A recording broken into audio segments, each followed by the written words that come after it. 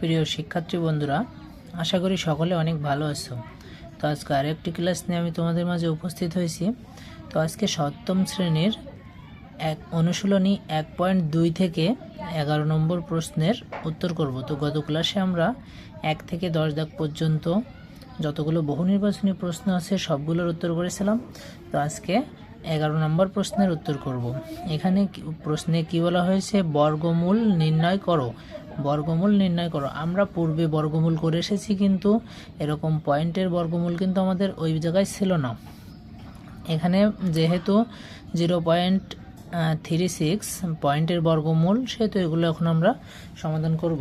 তো চলো সমাধান করি। এখানে আমাদের ক নম্বরে কী দেওয়া রয়েছে, ক নম্বরে আমাদের কি রয়েছে, এখানে ক নাম্বার 0.36। তো এটাকে আমাদের কি করতে হবে, বর্গমূল করতে হবে। তো বর্গমূলের এটার সূত্র তো আমরা সবাই জানি। প্রথমে আমাদের কি করতে হয়, জোড়া করতে হয়। জোড়ার পরে এখানে আমাদের দাগ দিতে হয়। এখন দেখো, আগে কিন্তু আমাদের কোনো পয়েন্ট ছিল না, শূন্য ছিল না, এরকম আমরা করিনি। এই জায়গায় আমাদের যেহেতু শূন্য আছে, পয়েন্ট আছে, তো শূন্যর ভিতরে যাই, এই কারণে আমরা শূন্য শূন্য বসাই দিতে পারি এবং এই পয়েন্টটাও বসাই দিতে পারি। তাহলে আমাদের কি থেকে যাচ্ছে অবশিষ্ট, 3 6 36। এখন দেখো, 36-এর বর্গ করলে 6কে বর্গ যদি আমরা করি তাহলে কত হয়, 6 ছক 36। তো এখানে আমরা 6 লিখলে 6 ছক 36, 0। এটা কিন্তু উত্তর হয়ে গেল। উত্তর 0.6। ঠিক এইভাবে কিন্তু বাদবাকিগুলো আমাদের করতে হবে। তো চলো আস্তে আস্তে আমরা বড়টার দিকে যাই। এখানে খ নম্বরে কি রয়েছে, 2.25। তো এখানে দেখো, খ নম্বরে আমরা সমাধান করি 2.25। তো সেমভাবে আমাদের কি করতে হবে, বর্গ করতে হবে। বর্গের পাশে একটা আছে বলে আমরা জোর করলাম না। এখন দাগ দিয়ে 2-এর প্রথমে আমাদের কি করতে হবে, বর্গ করতে হবে। এমন একটি সংখ্যা দ্বারা বর্গ করতে হবে যেটা 2 থেকে ছোট অথবা 2-এর সমান হবে। তো এখানে আমরা কি দিয়ে করতে পারি, তাহলে 2 দিয়ে যদি করি তাহলে 2 দুগুণে 4 হয়ে যাবে। 2 দিয়ে করা যাবে না, তাহলে কত দিয়ে করতে হবে, 1 দিয়ে করতে হবে। এককে 1। এখানে দেখো আমাদের 1 অবশিষ্ট থেকে যাচ্ছে। এখন এখানে যে দশমিক আছে, সেই দশমিকটা আমরা কি করব, এই 1-এর পাশে বসিয়ে দিব। এখানে দশমিক আছে, এই দশমিকটা আমরা 1-এর পাশে বসিয়ে দিব এবং আমাদের পূর্বের নিয়ম অনুযায়ী এই যে এখানে 2 5 কেটে চলে আসলো। ঠিক আছে। তো এখানে দেখো, দশমিক থাক, আমাদের তাতে যায় আসে না। এখানে আগের নিয়মে 1-এর ডবল করতে হবে। এখানে 1-এর ডবল 2 করলাম। 2 করে এখানে আমাদের কতবার দিতে হবে, যদি আমরা 4 বার দিই, 2 4 বার যদি দিই, 4 গুণ 4, 4 4 16, 6, 4 দুগুণে 8 আর 1 9, 96। তাহলে যদি 5 বার দিই তাহলে কত হবে, 5 5 25-এর 5, 5 দুগুণে 10 2 12। তো দেখো, এখানে 5 বার যদি দিই তাহলে কিন্তু এটা আমাদের মিলে যাচ্ছে। 5 5 25-এর 5, 5 দুগুণে 10 আর 2 12, 0। তো এখানে আমাদের উত্তর কত আসছে, এখানে দেখো আমাদের উত্তর আসছে 1.5। উত্তর 1.5। তো একইভাবে আমাদের এখন গ নাম্বারের সমাধান করতে হবে। গ নাম্বারে আমাদের কী দেওয়া রয়েছে, 0.0049। তো এটা আমরা এখন লিখতে পারি, গ নাম্বার 0.0049। হ্যাঁ, এখন এটা আমাদের কি করতে হবে, প্রথম কাজ আমাদের সবসময়ের জন্য জোর করতে হবে। 1 জোর করলাম, 2 জোর করলাম, এখানে শূন্য আছে এজন্য বসালাম না। তো এখানে দাগ দিতে হবে আমাদের। তো দাগ দেওয়ার পরে কি করতে হবে, আগের সেম নিয়মে এখানে যেহেতু শূন্য আছে আমরা এখানে শূন্য নিলাম, দশমিক বসে গেল। এখন দেখো, এই যে 2টা শূন্য আছে আমাদের, এই 2টা শূন্য কিন্তু শূন্য তো শূন্যের ভিতরে যায় না, এই কারণে 2টা শূন্যের জন্য আমরা একটা শূন্য নিয়ে নেব। ঠিক আছে। শূন্য নেওয়ার পরে আমাদের তাহলে অবশিষ্ট কত থাকছে, 4 9। তো 4 9-কে 7-কে যদি আমরা বর্গ করি তাহলে কত হবে, 7 7 49। একদম সহজ, আশা করি তোমরা অবশ্যই বুঝতে পারবা। 7 7 49, এটা কিন্তু আমাদের উত্তর হয়ে গেল।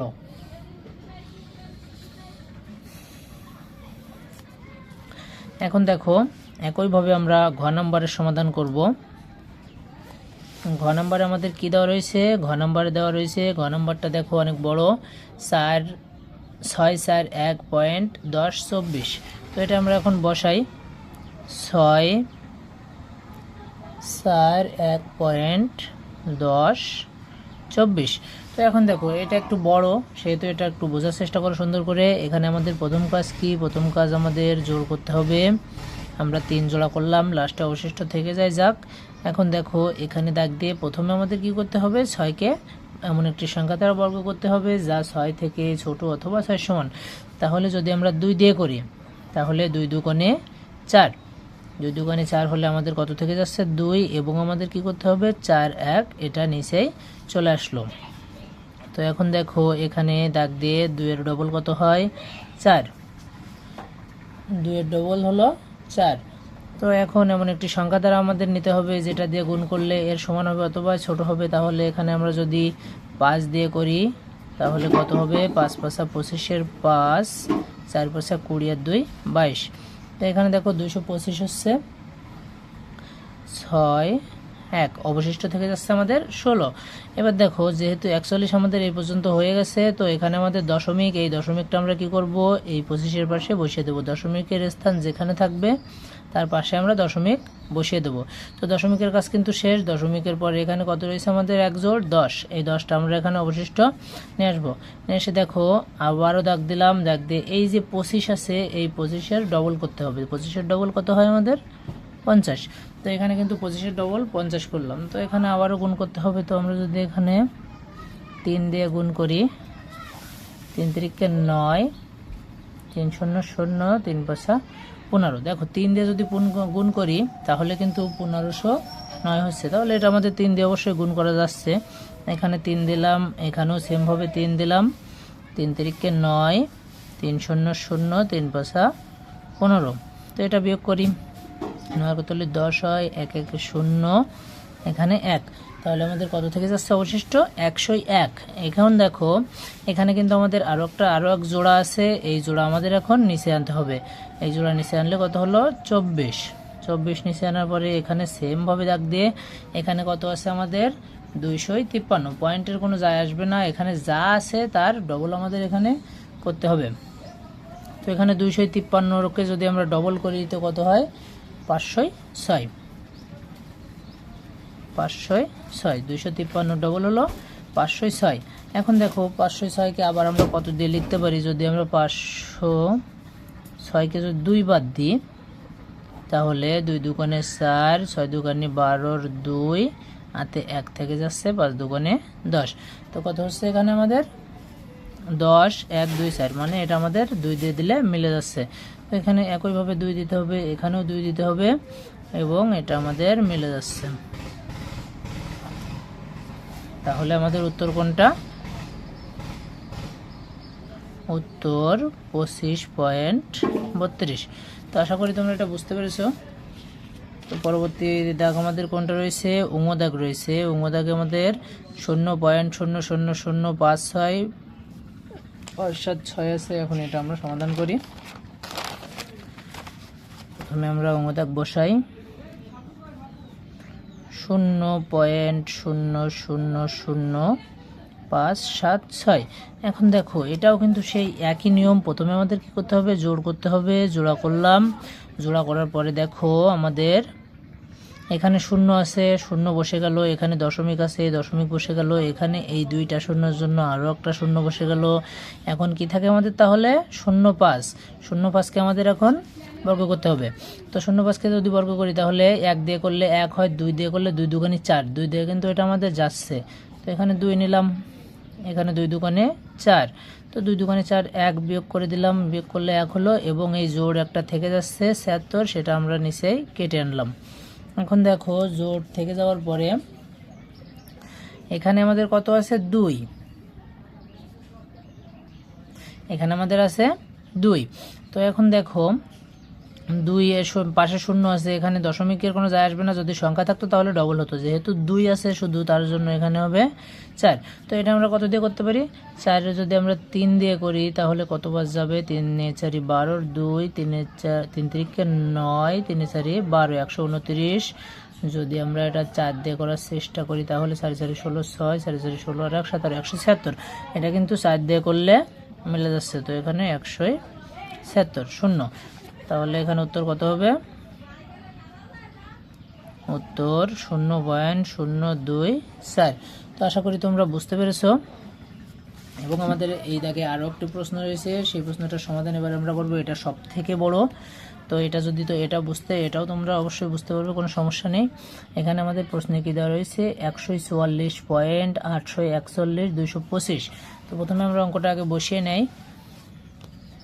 6 নাম্বার 144.1225। তো দেখো এটা আমাদের কি করতে হবে, প্রথমে আমাদের জোড় করে নিতে হবে। 1 জোড় করলাম, 2 জোড় হলো, 3 জোড় হলো, 4 জোড় হলো। এটা আমাদের কয়টা জোড় হলো, 4টা জোড় হলো। এখানে আমরা সেমভাবে দাগ দিলাম। সেমভাবে দাগ দেওয়ার পরে প্রথমে আমাদের 1 আছে, তাহলে আমরা কত দিয়ে নিতে পারি, 1 দিয়ে নিতে পারি। 1 নিলাম, এখানে 1 1 মিলে গেল 0। এই যে 2 জোড় থেকে গেল, একটা জোড় আছে, এই জোড়টা আমরা নিচে নামায় নিয়ে আসলাম। এখন দেখো এই 1 আছে, 1-এর ডবল এখানে কত, 2। 1-এর ডবল 2 করলাম। তো এখানে যদি আমরা 2-কে 2 বাদ দিই তাহলে তো বোঝাই যাচ্ছে 22 দুগুণে 44। তাহলে প্রথমে আমরা 2 বাদ দিব, 22 দুগুণে 44।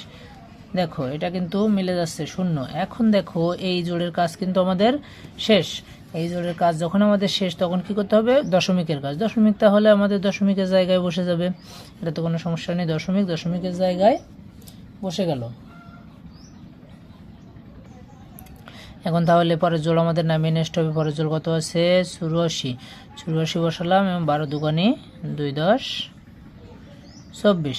এখন দেখো যদি 24-এর এখানে আমরা যদি একবারও নিই তাহলে কিন্তু আমাদের 241 হয়ে যাচ্ছে। তো এখানে আছে আমাদের কত, শুধুমাত্র 84। তো শুধুমাত্র 84 যখন আছে তাহলে আমাদের এর ভিতরে তো এটা যাচ্ছে না। তখন কি করতে হবে, আরও এক জোড় আমাদের নামিয়ে আনতে হবে। আরও এক জোড় নামিয়ে আনতে গেলে কি হবে, আমাদের এখানে একটা 0 বসিয়ে দিতে হবে। এখানে একটা 0 বসিয়ে দিলাম, এবং এখানেও একটা 0 বসিয়ে দিলাম, দিয়ে আমরা এই জোড়টা নামিয়ে নিয়ে আসলাম। 1 10 2 12। তো এখন দেখো এখানে আছে 240। এখন কয়বার দিতে পারি আমরা, 240 যদি আমরা 3 বার দিই, আনুমানিক 24 3 24, তাহলে 3 তিরিকে 9 0 3 4 12 2 3 দুগুণে 6 আর 1 7, কত হচ্ছে 7209। এখানে আমাদের আছে 8400। তাহলে আমরা এখানে কয়বার দিতে পারি, 3 বার নিতে পারি। এখানেও 3, তাহলে কত হলো, 3 তিরিকে 9 3 0 0 3 4 12 2 3 দুগুণে 6 আর 1 7, 9 কত হলে 11 হয়, 9 কত হলে 9 3 12 1 0 2 আর কত হলে 4 হয় 2। এখানে থেকে যাচ্ছে আমাদের 1। তো কত অবশিষ্ট থেকে গেল, 1203। এখন দেখো আমাদের কাজ কিন্তু শেষ হয়নি। এখন আমাদের এখানে 25 আছে, আরেক জোড় থেকে যাচ্ছে। তো সেই জোড় আমরা এখানে নামিয়ে নিয়ে আসলাম। নামিয়ে নিয়ে আসার পরে এখানে দেখো 1203 আছে। এখন কিন্তু আমাদের এখানে কত আছে, 1203। তো 1203-এর আমাদের ডবল করতে হবে। 1203-এর ডবল করলে কত হবে আমাদের, 2406। 1203-কে ডবল যদি আমরা করি তাহলে কত হবে, 2406। 1203-কে ডবল করলে কত হচ্ছে আমাদের, 2406। তো এখানে দেখো যদি এবার আমরা ক্যালকুলেশন করি, 2406 দিয়ে আমরা এটা বানাতে হবে। 2406 গুণ যদি আমরা 5 দিই, 2406 5 দিয়ে যদি গুণ করি, 5 5 25-এর 5 5 30 আর 2 32 আর 2 5 0 0 হাতে থেকে যাচ্ছে আমার 3 4 5 20 0 5 দুগুণে 10 আর 2 12। তো এখন দেখো এই সংখ্যা আমাদের কিন্তু মিলে যাচ্ছে। তো এখানে আমাদের কত বসাতে হবে, 5 বসাতে হবে। যদি আমরা এখানে 5 বসালাম তাহলে কত হলো, 12 0 3 2 5। তাহলে আমাদের উত্তর কত, উত্তর 12.035। তো আশা করি তোমরা অঙ্কগুলো খুব সুন্দরভাবে বুঝতে পেরেছো। তো এখানে দেখো আমি আরও একবার সুন্দর করে বুঝিয়ে বলি। এখানে আমাদের যে দশমিক আছে, দশমিকের কিন্তু কোনো দশমিকের জন্য ভয় পাওয়ার কোনো কারণ নেই। অঙ্ক আমাদের সেম একই নিয়মে হচ্ছে, শুধুমাত্র দশমিকের জায়গায় আমাদের দশমিকটা বসে যাচ্ছে, বাকি সব নিয়ম কিন্তু একই। তো আশা করি তোমরা বুঝতে পেরেছো। আর যদি না বোঝো তাহলে অবশ্যই আমাকে কমেন্ট করে জানাবো, আমি সমাধান ভালো আরও সুন্দর করে বুঝিয়ে দেওয়ার চেষ্টা করব। তো আজকে এই পর্যন্তই। সবাই ভালো থাকো, সুস্থ থাকো। পরবর্তী ক্লাসে আমি 12 দাগ নিয়ে আলোচনা করব। সেই ক্লাসে সবার সঙ্গে আবারও দেখা হচ্ছে। ধন্যবাদ।